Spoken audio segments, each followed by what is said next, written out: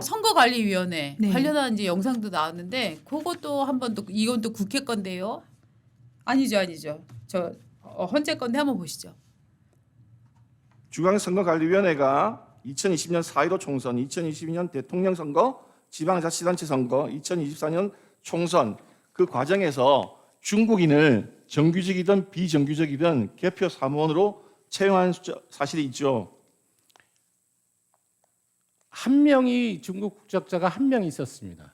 나머지는 그거는- 없고 그거는- 22대 국선에서는 아예 관리 지침에서 아예 그 위촉을 할 수 없도록 만들었어요. 증인이 오시고 난 다음에는 외국인 국적을 가진 자는 개표 사무원으로 올 수 없다고 만들어놨지만 네. 그전에는 그런 규정이 없었기 때문에 네네. 그런 다른 국적을 가진 사람도 개표 사무원으로 올 수 있었고 그죠? 그 다음에 지금 한 명이라고 말씀, 은평구에서 한 명이 있었다고 네. 말씀하셨는데 네. 그거는 전국을 다 통계를 낸 게 아니고 은평구에 한 개. 맞습니다. 그렇죠. 예. 전국 네. 통계는 지금 통계에서 관리한 게 있습니까? 지금 전국 통계 알 수가 없습니다. 왜냐하면 저희는 그 투개표 종사원의 국적에 관한 자료를 받은 적이 없어요. 예, 알겠습니다. 저는 이거 영상 보고 깜짝 놀랐어요. 네. 어느 나라가 그 선거 관리를 하는데 그 국적을 확인을 하지 않습니까? 이거는요 선거 관리에 있어서 굉장히 저는 치명적인 문제라고 생각을 하는데요. 선거는 말입니다. 그 나라 국민의 아주 고유한 권리예요. 그래서 이민자들 같은 경우에도 비자를 받는 경우에도 비자 형태에 따라서 완전히 귀화한 경우 그런 경우에 지금 투표권이 나오는 거거든요. 선거와 관련된 권한은 거의 어떻게 보면은 본태적인 것들. 그 국가에 태어나야 선거권을 갖는 것이 기본이고 그 이후에 이제 이주로 인하여 뭐로 인하여 이제 투표권을 더 추가로 부여하는 거 아닙니까? 선거 관리도 저는 마찬가지라고 생각을 하는데 저는 사실은 이 선거 과정에 중국인 개입 이런 부정선거론을 저는 믿지 않습니다. 죄송한데 저는 부정선거를 믿지 않음에도 불구하고 이 영상을 보고는 깜짝 놀라는 게 지금 선거 관리는 제대로 되고 있는가 그리고 선거 관리가 과거에 부실했다는 점을 선관위가 제대로 털어놓고 있는가 그건 아니라는 저는 심증 같은 걸 좀 갖게 된 게 지금 선거 관리를 하는 저 투개표 이 감시원 중에 한 명이 있었다라고 얘기를 했어요. 은평구에서 한 명. 네. 근데 저는 이게 전수 조사를 해서 한 명이 있다는 걸로 나온 거라고 들었어요. 아니었잖아요. 네, 그게 아니라는 것이죠. 그러면 전체 조사는 아니고 네. 뭐 중앙선관위 뭘까 서울시 네. 뭐 이쪽만 지금 조사해서 지금 나온 거라고 하는데 네. 그러니까 전반적으로 뭐 선관위가 전수 조사를 한다든지 네. 그런 부분들이 참 좀 취약한 것 같아요 보니까. 아니 그리고 네. 왜냐하면 이 투개표나 이런 과정에 들어가는 사람들은 기본적으로 신분을 확실하게 정리한 다음에 이 사람들을 써야 되는 거 아니에요?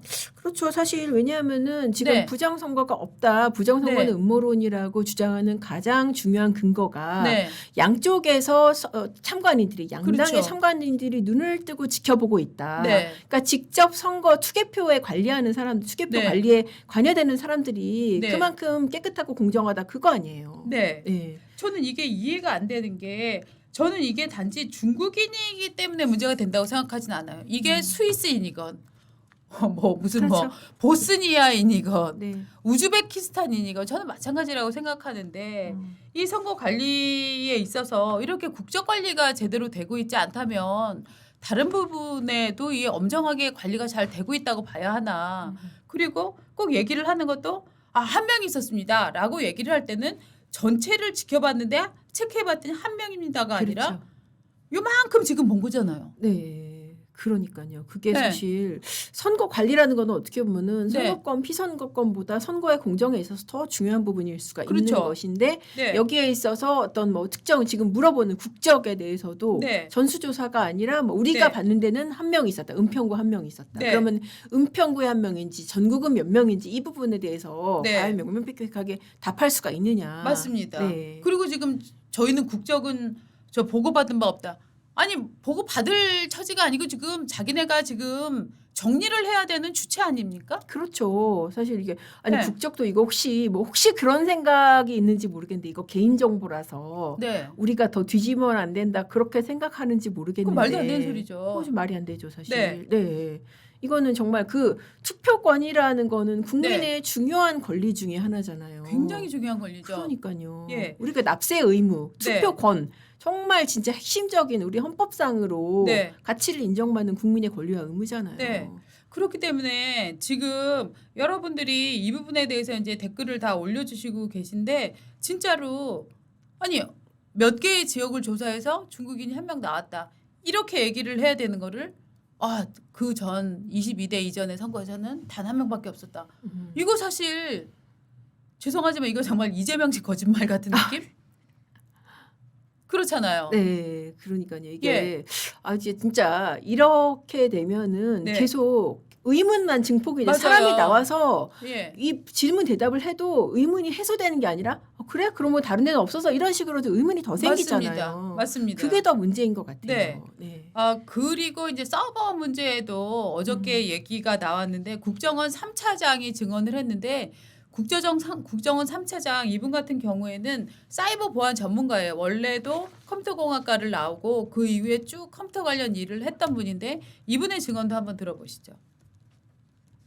선관위 전산 시스템을 점검한 결과를 보고받고 느낀 소감이 어떠했나요? 저는 선관위 선거 시스템이 우리나라 그 어떤 기관의 어떠한 시스템보다도 보안이 중요하다 이렇게 생각을 하기 때문에 특별한 관리하에 최고의 보안 수준이 유지되고 있을 것이라고 생각을 했었습니다.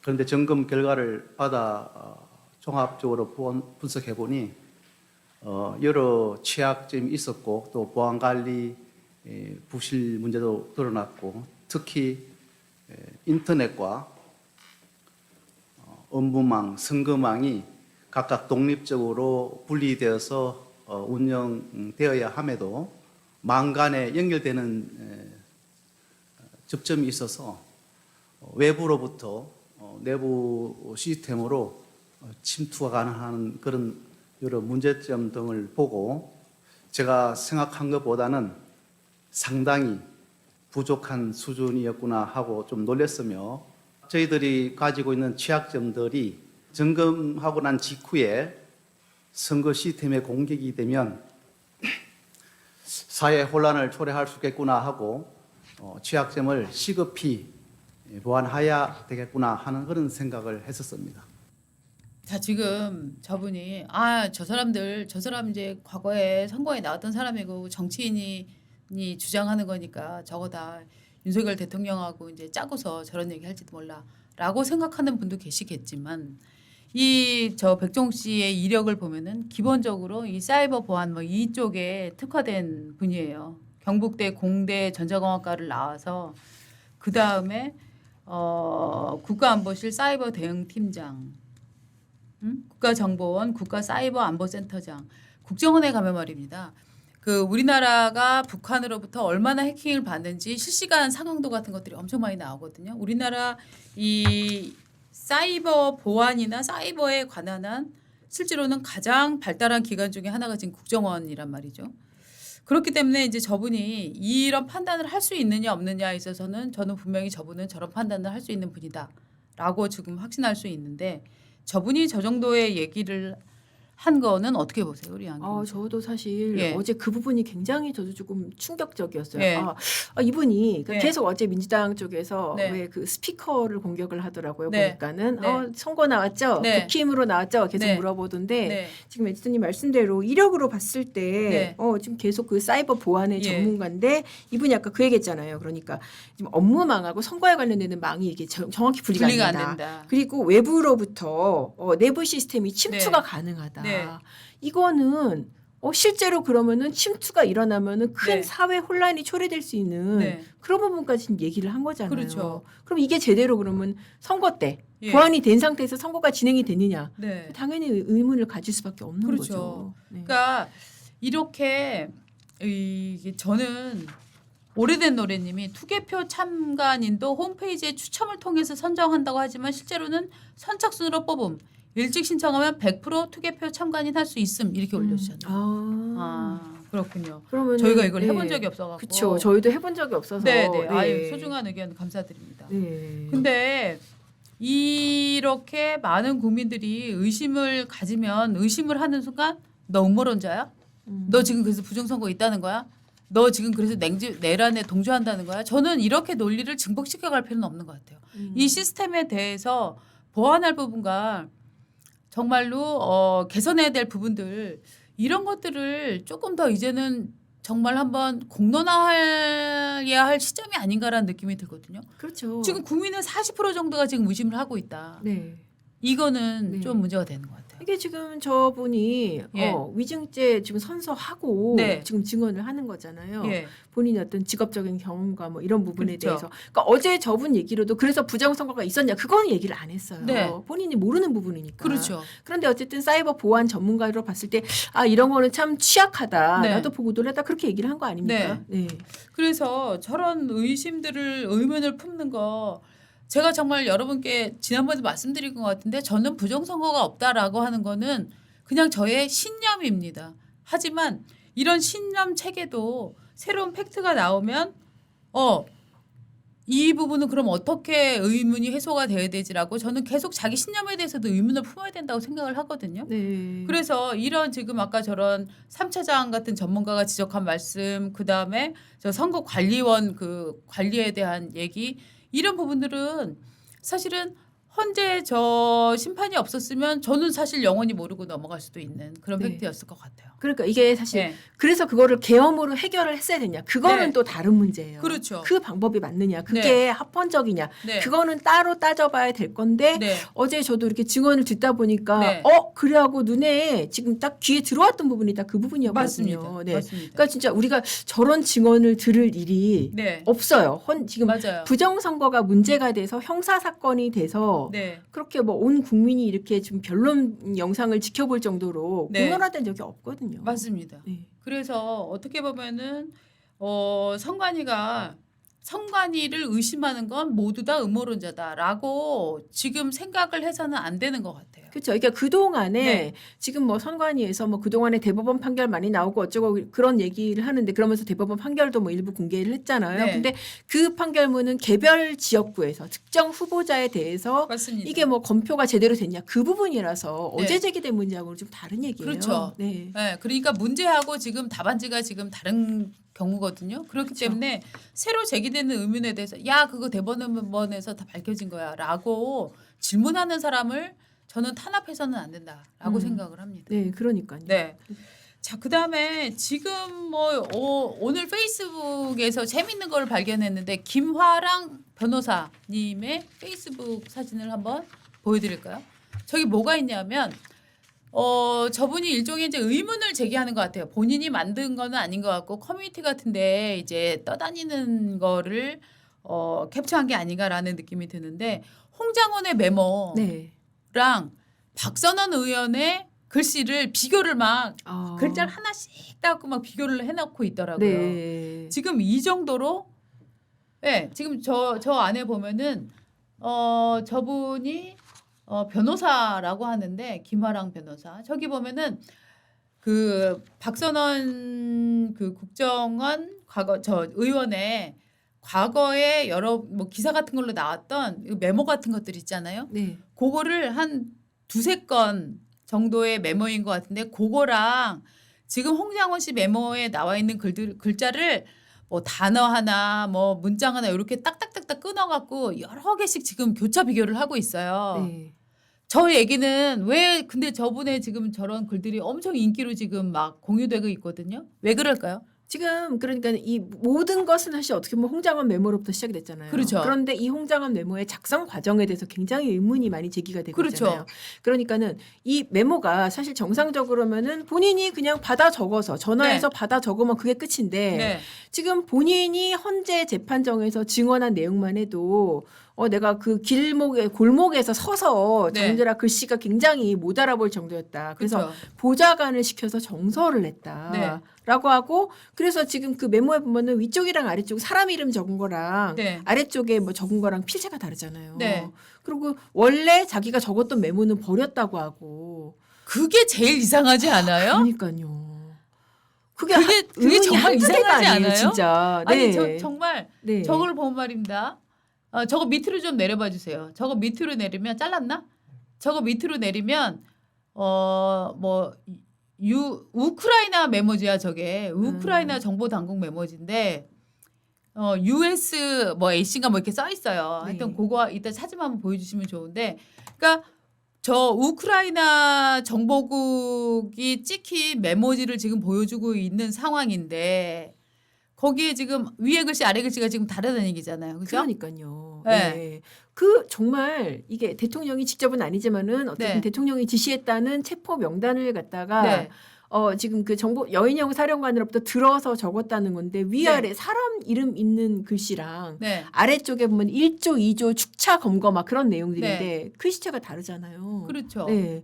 근데 지금 그 홍장원 씨 증언에 따르면은 뭐 위쪽은 그러니까 보좌관이 정서했다는 것도 그것도 이상하지 않습니까? 그렇죠. 네. 자기도 못 알아봐서 보좌관을 시켰다는데 보좌관은 그러면 나의 영혼의 단짝이야? 그러니까요. 그 보좌관 네. 그 증인 신문 해야 될 것 같은데. 그렇죠. 그런데 네. 지금 홍장원 씨 측은 저 보좌관이 누군지 밝히지 않고 있어요. 그렇죠? 그러니까 그러니까요. 의심이 부글부글 끓는 거라. 네. 그래 원본 어딨니? 원본은 버렸어. 왜?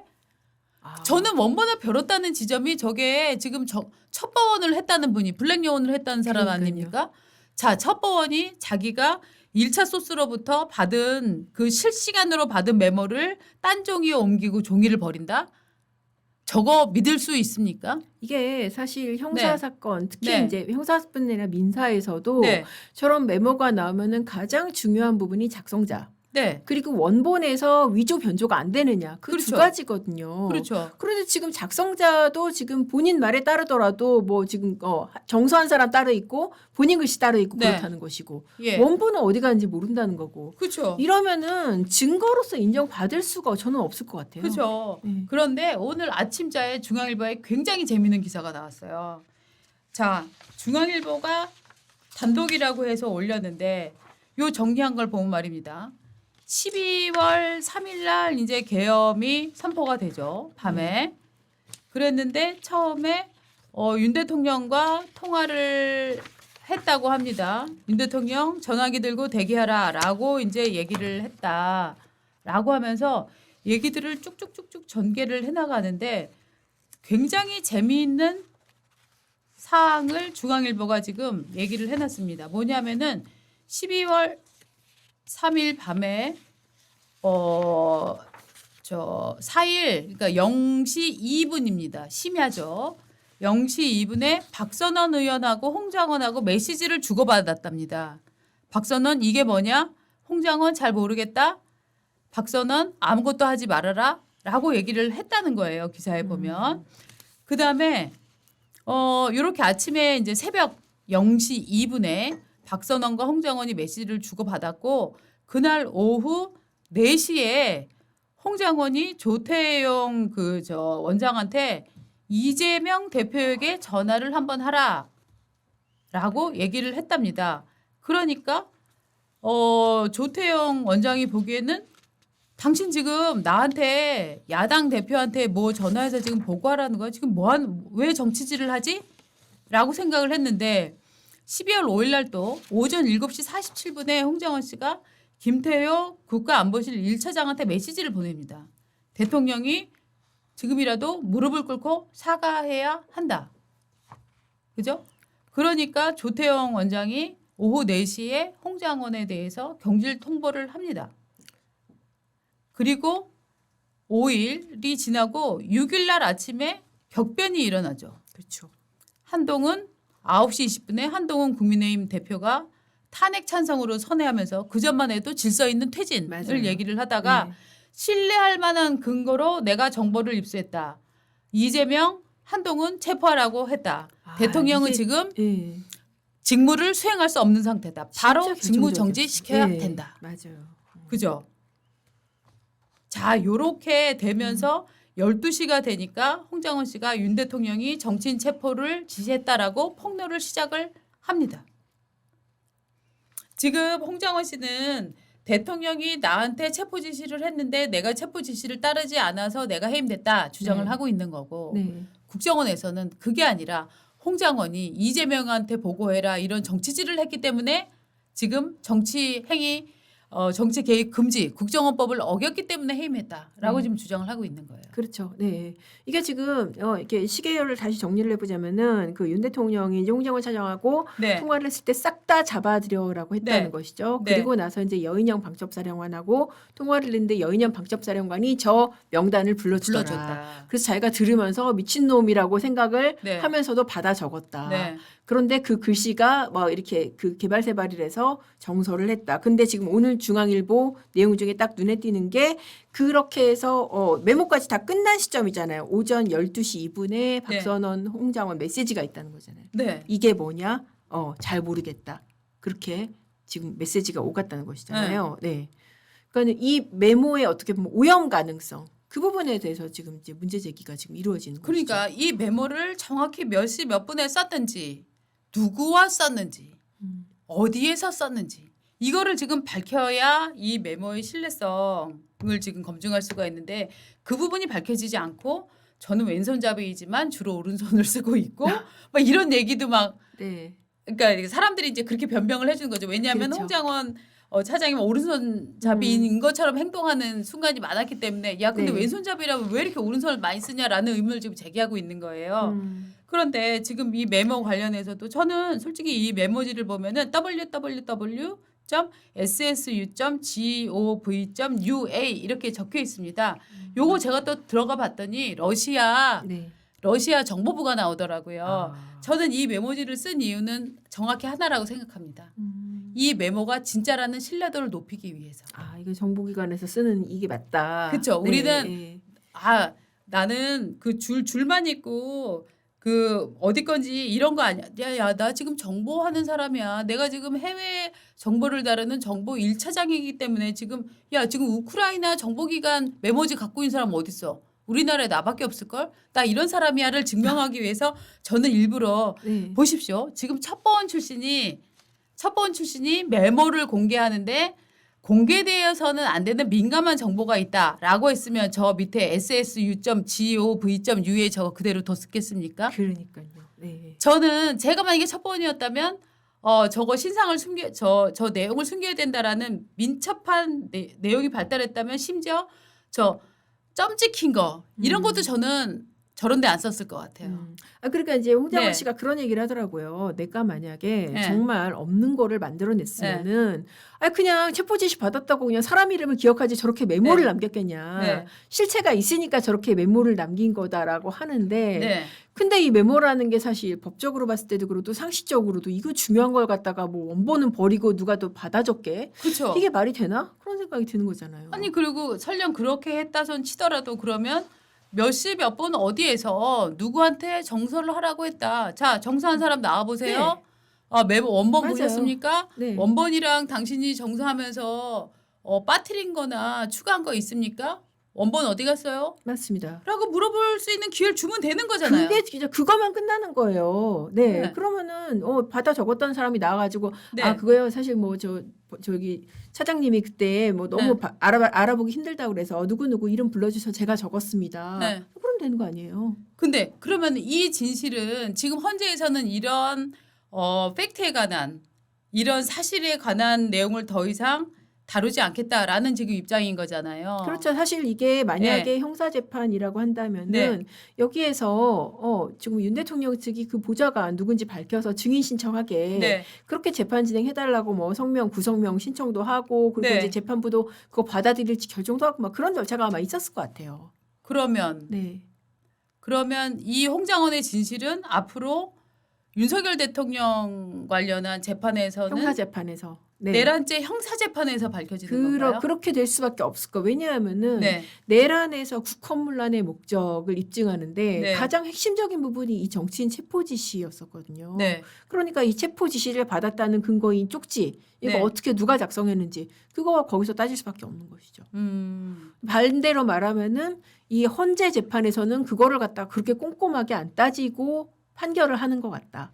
그 왜 안 따지지? 그러니까 그러니까 자기네들 그래서 내란죄 빼겠다는 거 아니에요? 그거 다 따지면은 어느 예. 세월에 판결하겠냐 그런 거 아니겠어요? 아니 근데 계엄령 포고령 위반 같은 거를 하려고 다룬다고 해도 그것과 관련된 연관된 사항 아닌가요? 네, 그러니까요. 그게 사실 그래서 이제 졸속 얘기가 나오는 네. 거죠. 이게 이 정말 전국을 바꾼 그러니까 네. 한동훈 대표가 태도 변화를 하면서 네. 이게 굉장히 급선했잖아요. 맞습니다. 전국 자체가. 네. 그 계기가 된 게 바로 홍장원이 들었다는 체포 지시하고 이 메모인데 네. 그 부분에 대해서는 사실 제대로 저도 짚고 넘어가야 될 것 같은 생각이 드는데 네. 지금 뭐 다 그냥 그 내용 그대로 그냥 홍장원 씨 신문으로 끝나버리고 뭐 어제 이제 거의 부정선거 관련해서 신문하고 그렇게 되고 있잖아요.